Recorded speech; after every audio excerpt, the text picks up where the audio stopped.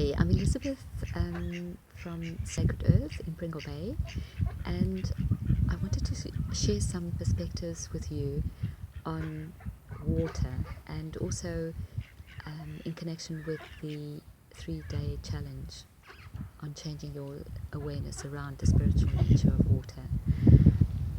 And my awareness is that, we very much conditioned to look at water just as a physical resource,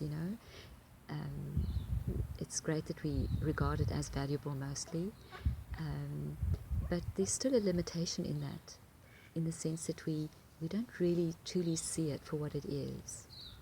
And the way that I look at water is really the way that I've almost been taught or have become aware of through looking at older civilizations or cultures, for example, like the Inca period, where they looked at it more from an energetic point of view, an unseen point of view.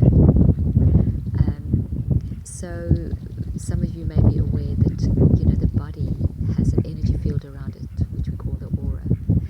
And so often when healing is done, you're actually working in the aura, you're not actually working on the physical body.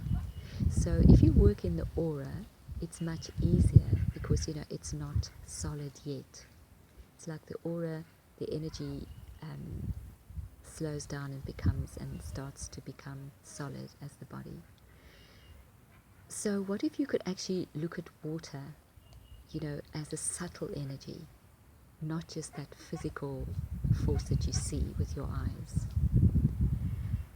And by shifting your perspective to just acknowledge that, it's as if you can also start to solve the challenges that we have around water in a different way. So we tend to solve our challenges or so-called problems with, for example, water in a very linear, old way. We try and figure it out with our linear mind.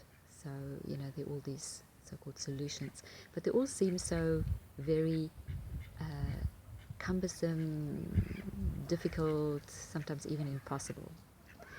But if you actually work with the energy of water, you can create so much more, because whatever you're creating or changing with that will then manifest physically later.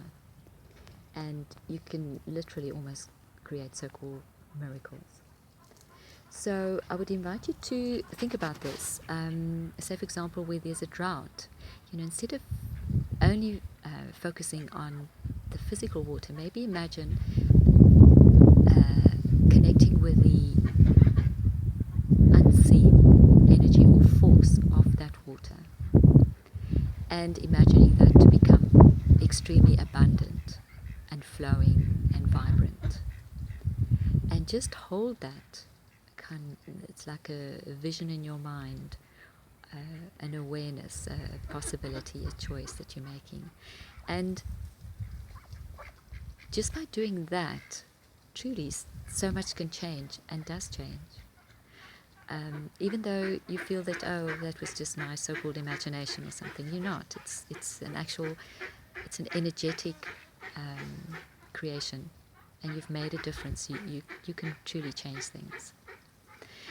And the other thing that I thought of sharing with you that's really beautiful for me to always remember is, during the Inca period, they really revered gold. They loved gold, and they would use it, everywhere. But they would only use it for decoration. They would never trade in gold or, use it for any kind of commercial or practical value. It was only when the Spaniards came that they actually put a commercial value on it and started to trade it, it became coins and all, it was linked to that. And that really perverted the spiritual nature of the gold. It lowered the frequency and vibration hugely. And that's kind of where we are as a planet, if we're still linking into just looking at things purely as physical. It's not physical. the physical is just one tiny aspect of what is. And so at this time in our, of our planet's evolution, it is so incredibly important for us to make this like quantum leap in our consciousness, especially around water.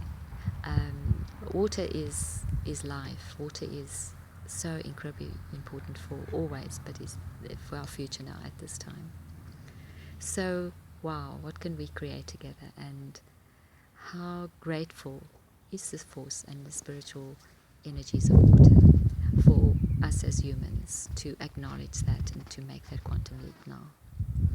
So I hope that you are going to have fun, and please, if you feel drawn to it or at all, can join me and do all or some of the meditations, the 3 meditations I'll be doing in the next 3 days, linking with Machu Picchu in Peru spiritually. That would be absolutely awesome. So thank you for listening, and lots of love and blessings, Elizabeth.